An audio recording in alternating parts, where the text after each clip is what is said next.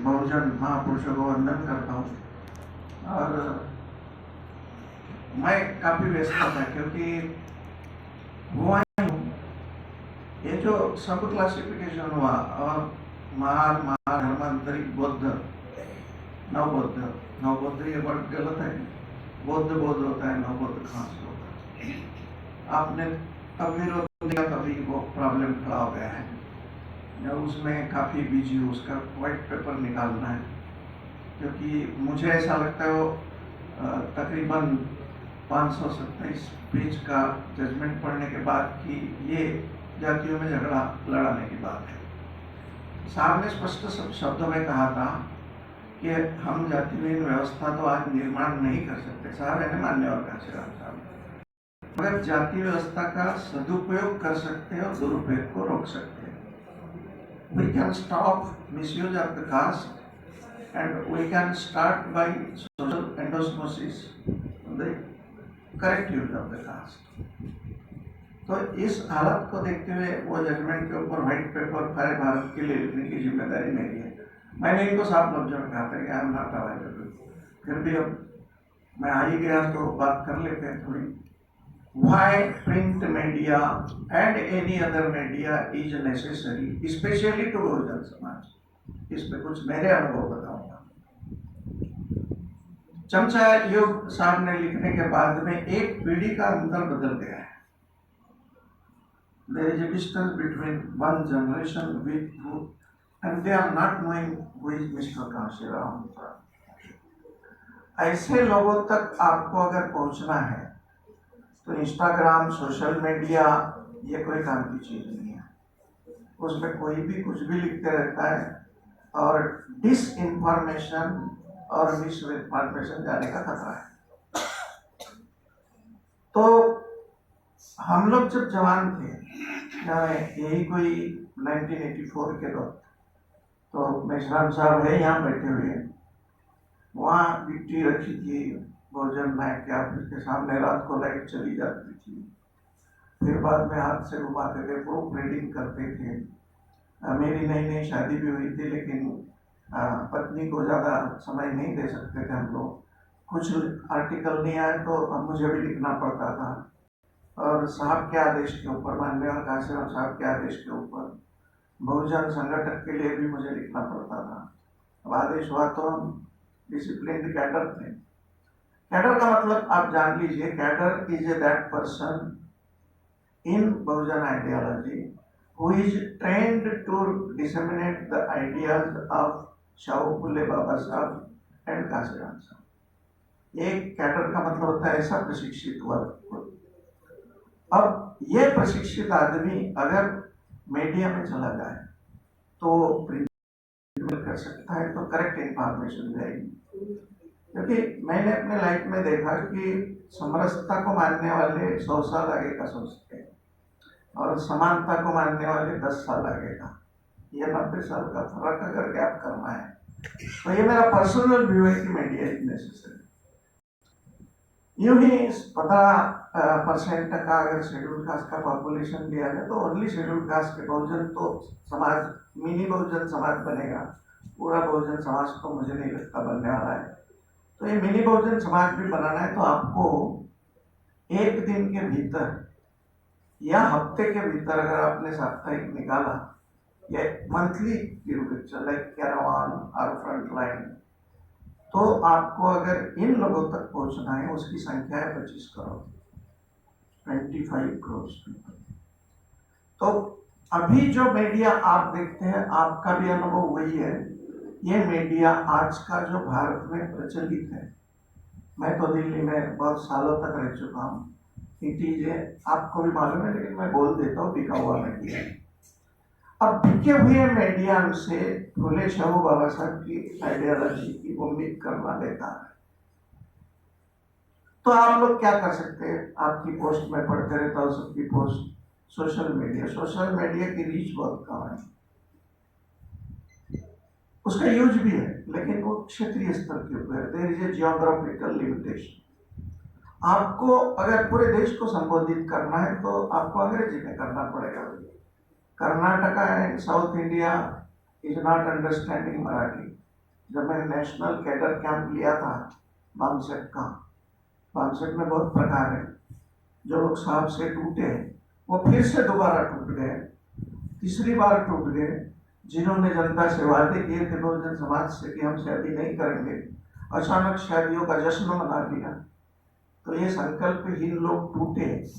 तो 86 में जो सवाल था, क्या कांशीराम साहब की कोई गलती हुई थी, इसका उत्तर आज मिल रहा है, कोई गलती नहीं थी। इनको टूटना था क्योंकि हमारे जाति को एक बड़ा रोग लगा है। आम्ही वैयक्तिक दृष्ट्या शहाणे आहोत ना सामूहिक दृष्ट्या मूर्ख आहोत। म्हणून आमचा अहंकार कुठे येतो की आम्ही नेते आहोत।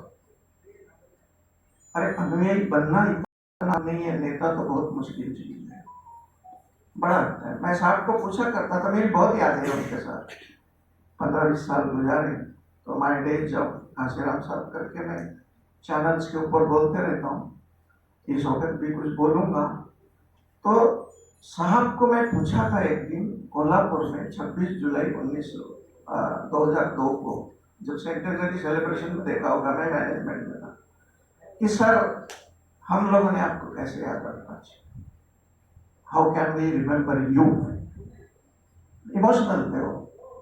तो साहब ने बोला था, मुझे अगर याद रखना है तो एक गुड ऑर्गेनाइजर के तौर पे याद रखना, कुशल संगठन। बस आज जब इस हालात में 2002 के बाद 23 साल के बाद यहाँ बैठे हैं सोच, तो हमें कुशल संगठक हमारे समाज में नजर नहीं आता। It is reality, we have to accept. अब सवाल उठता है कि टाइम हो रहा है तो बोलेंगे नहीं। ये जगतकर साहब बड़े इमोशनल अम्बेडकर थे, तो इन्होंने एक प्रयोग कर रहे, तांबे साहब भी एक प्रयोग कर रहे हैं। तो हमारा प्रिंट मीडिया अगर होता है ओपन तो कैसे होना चाहिए? पहले तो हमारे प्रिंट मीडिया या मीडिया में ये सोचना चाहिए कि क्या लोगों को बताना चाहिए और क्या नहीं बताना चाहिए। हम लोग पॉलिटिशियन को गालियां देते, हम लोग इतनी टीका टिप्पणी करते हैं लेकिन सॉल्यूशन नहीं बताते। तो एक मेरा सूत्र ऐसा है, मैं भी लिखता था, मैंने सोनभाई एलवे के ऊपर बहुजन संगठक में मान्यवर काशीराम साहब के कहने पे कथा लिखी थी। आगरा के अंतर्राष्ट्रीय बुद्ध सम्मेलन में जब भाषण देने गया तो लोग आए गरीब वहां के, आगरा के। यू नो सोनभाई एलवे, मैंने बताने की जरूरत नहीं।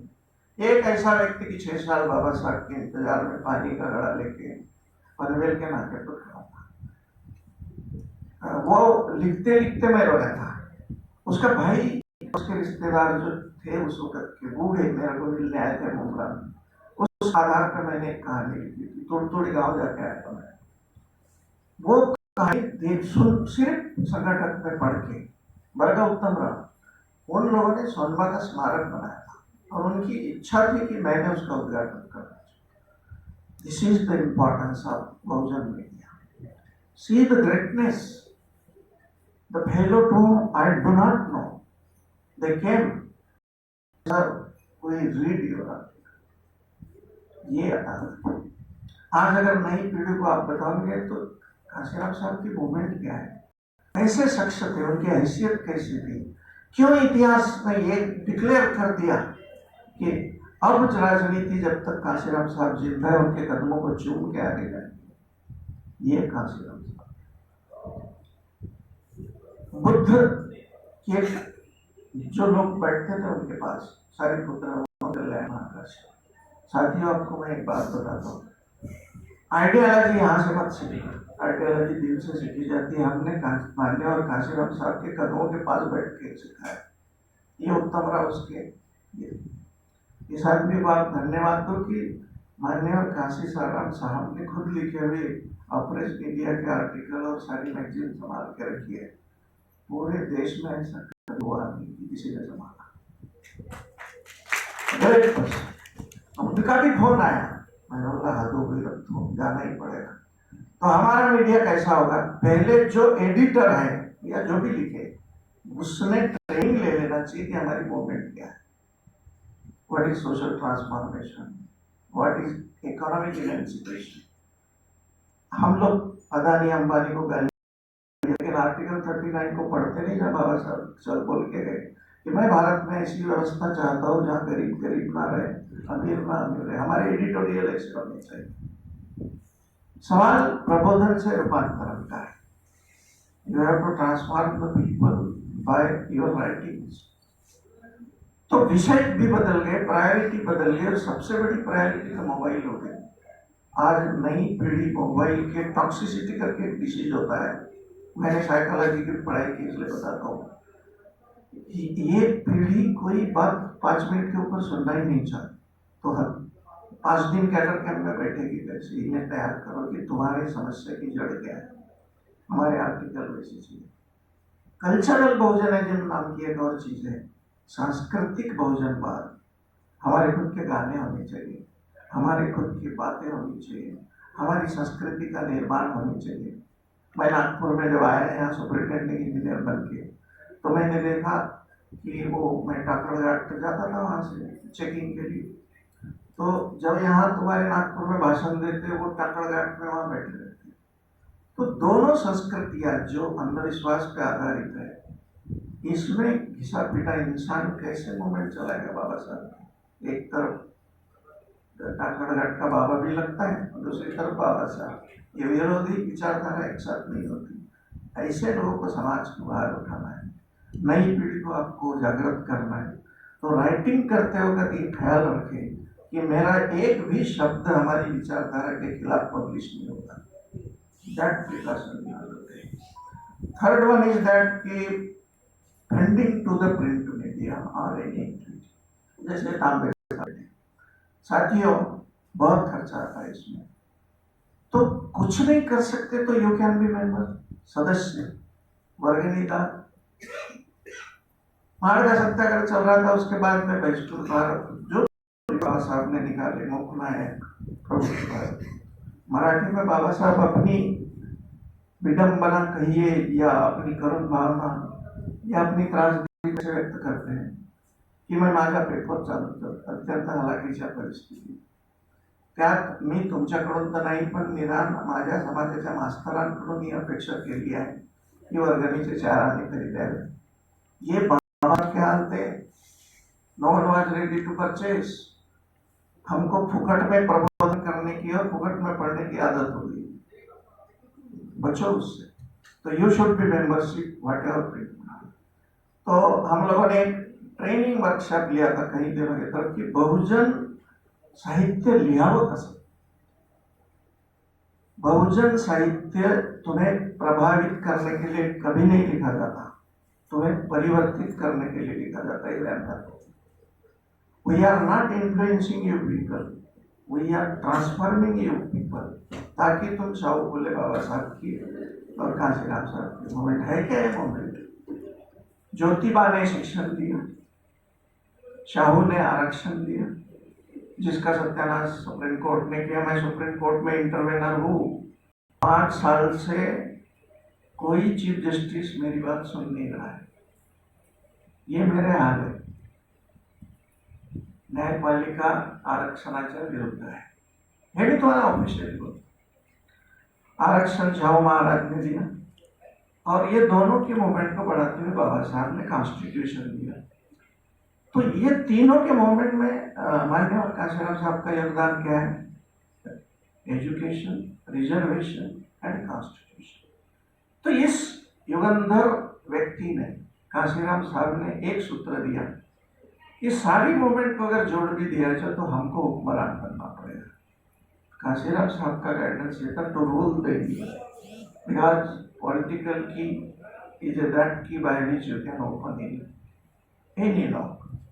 आज मैंने बहुजन समाज पार्टी को वन नेशन वन इलेक्शन में जो रामनाथ कोविंद को जानते उसको रोक के दिखाया मैंने। I appeared on behalf of Bahujan Samaj Party. Ramnath Kovind, मुझे बोला गया कि आप अपीयर हो, और मैंने उनको समझाया।